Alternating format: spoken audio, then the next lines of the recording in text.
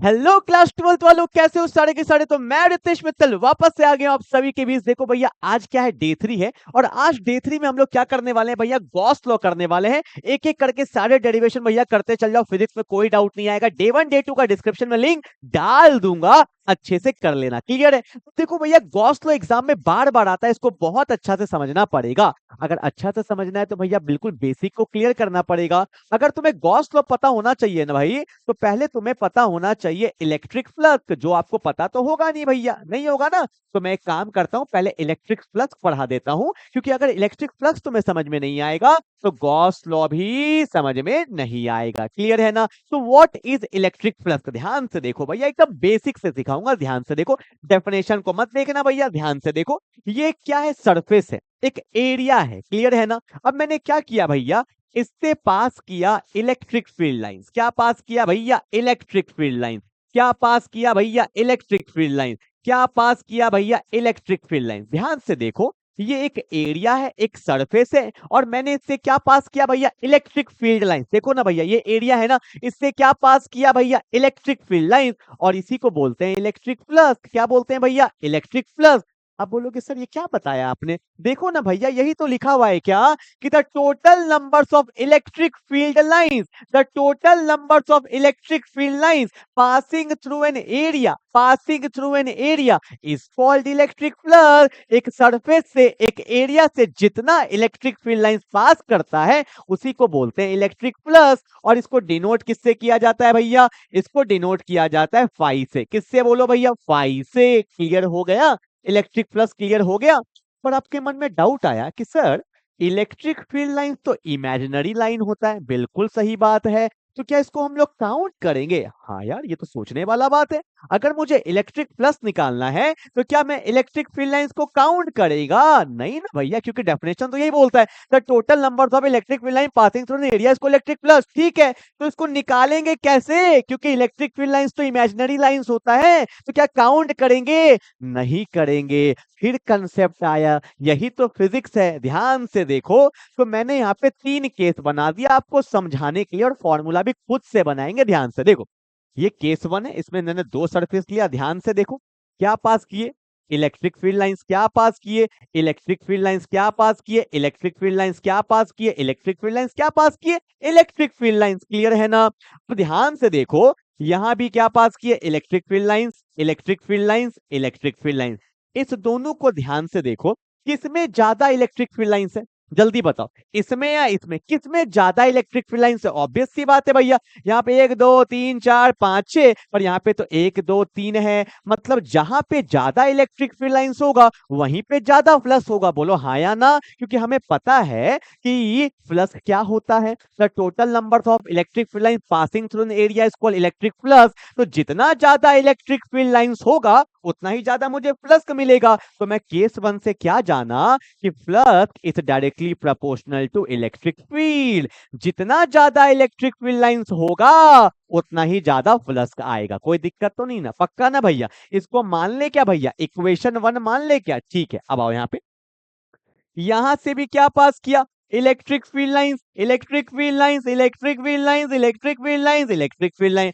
अब यहां से भी पास किया इलेक्ट्रिक फील्ड लाइंस, यहां भी इलेक्ट्रिक फील्ड लाइंस, यहां भी इलेक्ट्रिक फील्ड लाइंस। ध्यान से देखो, ज्यादा बड़ा एरिया था तो ज्यादा इलेक्ट्रिक फील्ड लाइंस निकला, छोटा एरिया था तो कम इलेक्ट्रिक फील्ड लाइंस निकला। क्या मैं ऐसा बोल सकता हूं कि flux is directly proportional to area. जितना बड़ा एरिया होगा उतना ही ज्यादा मेरा इलेक्ट्रिक फील्ड लाइंस निकलेगा, और उतना ही ज्यादा क्या आएगा, फ्लक्स। क्या मैं इक्वेशन 2 मान लूं भैया, बोलो ना, खाली समझने का देर है, फॉर्मूला रटिए मत, बनाइए। क्लियर है। अब एक केस 3 बचा, इसके लिए मैं एक चीज समझाऊंगा।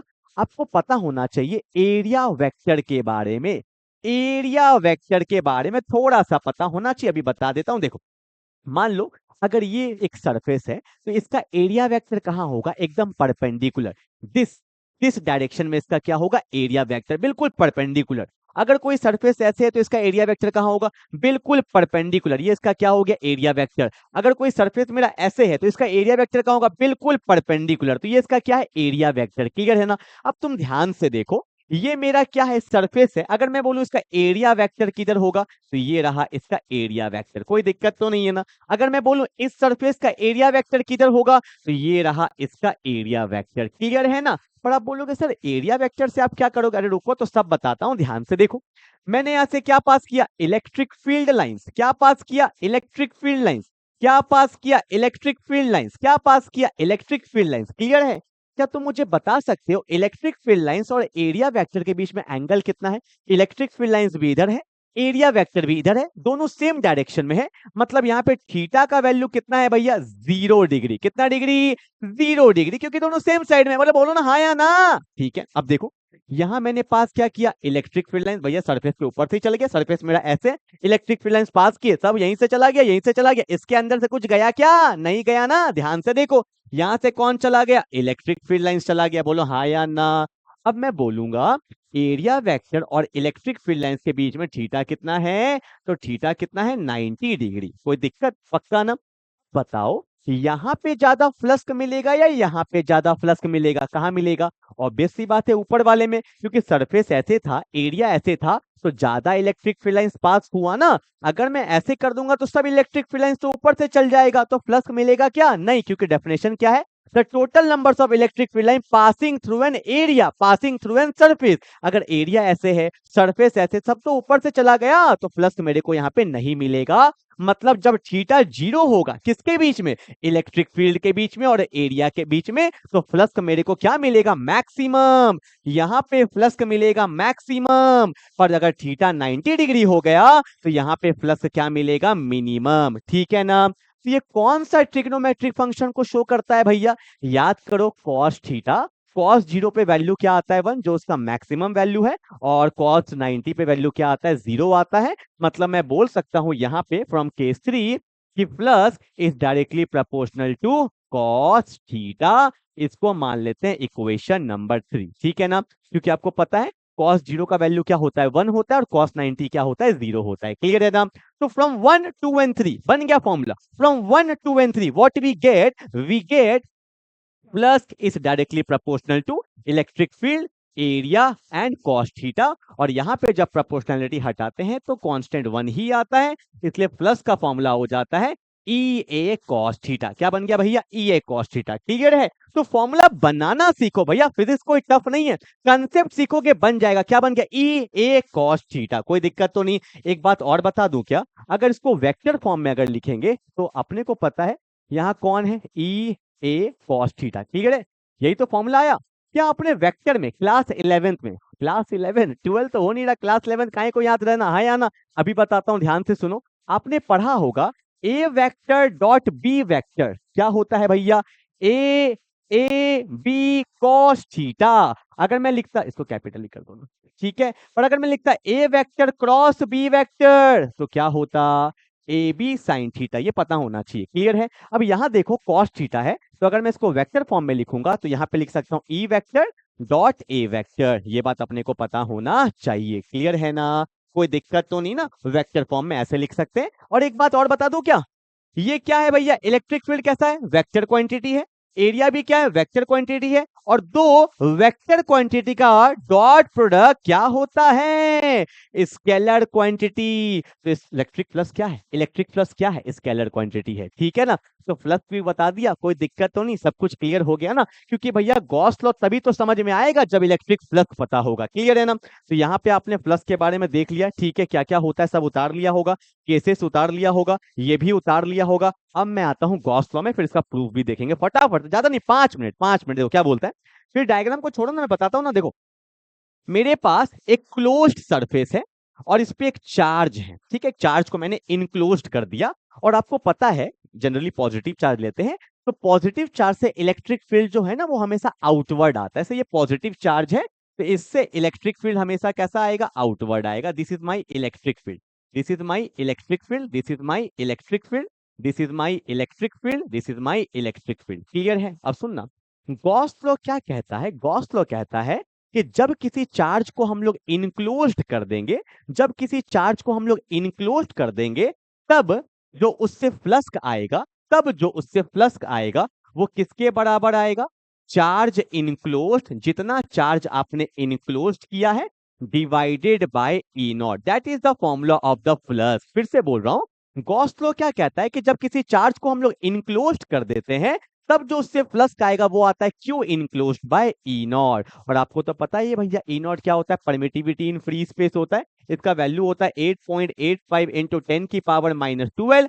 Newton inverse metre inverse coulomb square. Clear है ना? तो ये वैल्यू अपने को पता होना चाहिए भैया, नहीं पता होगा तो दिक्कत आएगा। क्लियर है ना? तो देखो वही डेफिनेशन लिखा है, the total electric flux through a close surface, the total electric flux through a close surface is equal to 1 by E naught, 1 by E naught times the total charge enclosed within the surface. तो flux क्या होता है, Q enclosed by E naught होता है। Clear है? अब इसका करना है प्रूव, क्योंकि हम तो पढ़ के आए थे भैया फ्लक्स क्या होता है, E vector dot A vector. बोलो हाँ या ना? पर गॉस ने ये वाला फॉर्मूला बोला, तो हमें इसको प्रूफ करना है, यही सबसे इंपॉर्टेंट है।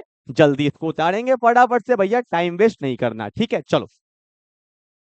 डिंग डिंग डिंग डिंग डिंग डिंग डिंग डिंग डिंग डिंग। डे 3 आ गए भैया। डे 1 में कर लेना electric field due to dipole at axial position. Day 2 में कराया था electric field due to dipole at equatorial position. आज गॉस लॉ होने वाला है, फिर हम लोग गॉस लॉ के एप्लीकेशंस करने वाले। एकदम करते चल जाओ, चैप्टर बाय चैप्टर खत्म हो जाएगा। ठीक है चलो भैया, प्रूफ कर दे क्या, प्रूफ कर दे क्या? ध्यान से देखो भैया, प्रूफ कर रहे हैं गॉस लॉ का। समझना, मैंने क्या ले लिया, एक स्फीयर ले लिया। क्या ले लिया भैया, एक स्फीयर ले लिया। अच्छा था, ठीक है।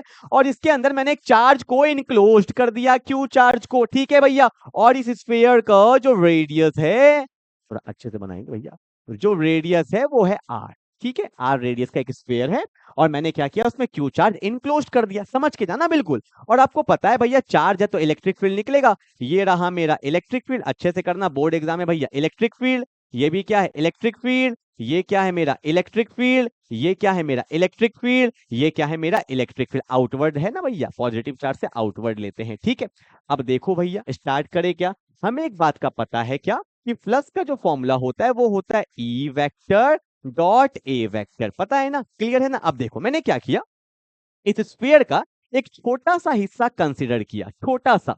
आपको पता है पूरे सरफेस पे बात नहीं कर सकते, एक छोटा सा हिस्सा लेते हैं, उसको इंटीग्रेट कर देंगे तो पूरा सरफेस का बात हो जाता है। ठीक है, अब देखो इस पॉइंट पे मैं बोलूं तो इलेक्ट्रिक फील्ड कहाँ है, आउटवर्ड। इलेक्ट्रिक फील्ड कहाँ, देखो ना, कहीं पे भी ले लो इलेक्ट्रिक फील्ड कहाँ होगा, आउटवर्ड होगा। तो फ्लक्स का फॉर्मूला क्या हो गया भैया, ई वेक्टर तो होगा ही होगा, कोई दिक्कत तो नहीं है ना। अब क्या चाहिए, एरिया वेक्टर। तो हम पूरा एरिया नहीं ले रहे, छोटा सा सरफेस का एरिया ले रहे हैं। मैंने ये छोटा सा सरफेस का एरिया क्या ले लिया, डीएस। छोटा सा, जब कोई छोटा सा लेते हैं तो क्या लिखते हैं, डीएस। ठीक है ना?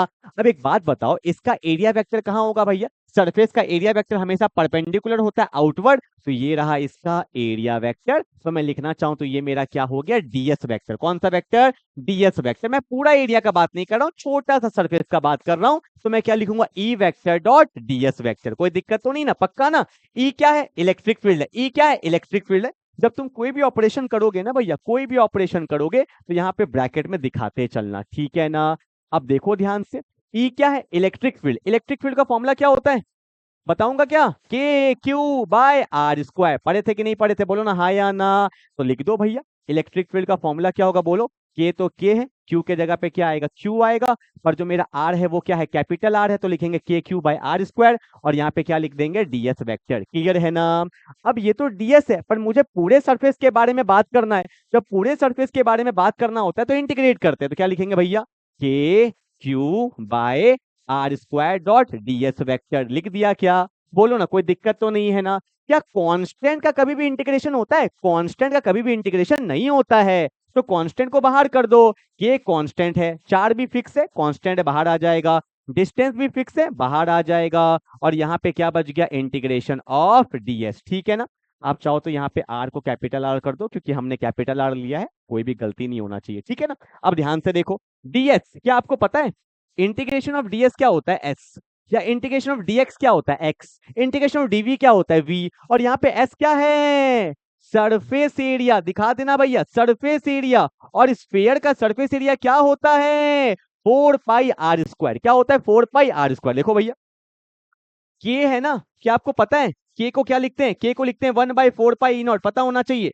तो के जगह पे क्या लिख दिया भैया, 1/4 पाई ई नॉट लिख दिया ना। क्यू के जगह पे तो क्या होगा, क्यू ही होगा। ठीक है, इंटीग्रेशन ऑफ डीएस क्या होता है, एस। तो क्या लिखेंगे, बोलो, 4 पाई आर स्क्वायर, नीचे भी कौन है बोलो, आर स्क्वायर। क्लियर है? अब देखो हो गया 4 से 4 गया और कुछ गया क्या, पाई से पाई गया, आर स्क्वायर से आर स्क्वायर गया, तो यहाँ पे क्या बच गया, पाई इक्वल टू क्यू। कैसा क्यू, जो अंदर है, लिख सकते हो Q enclosed bye E not, that is my derivation जो हमें करना था। ठीक है, कुछ है ही नहीं, बस हल्का पता होना चाहिए प्लस क्या होता है, ई इंटू ए की जगह पे क्या लिख दिया, डीएस, क्योंकि मैंने छोटा सा सरफेस एरिया लिया, इंटीग्रेट कर देंगे तो सबका बात हो जाएगा। ये बात पता होना चाहिए, के क्या होता है 1/4 पाई ई नॉट, इंटीग्रेशन डीएस क्या होता है, एस एस क्या, सरफेस एरिया क्या होता है 4 पाई आर स्क्वायर। हल्का सा बेसिक है, रिवाइज करोगे तो पूरा काम हो जाएगा। क्लियर है ना? आई होप आपको गॉस लॉ पूरा समझ में आ गया होगा। मिलते हैं डे 4 में, तब तक के लिए बाय बाय।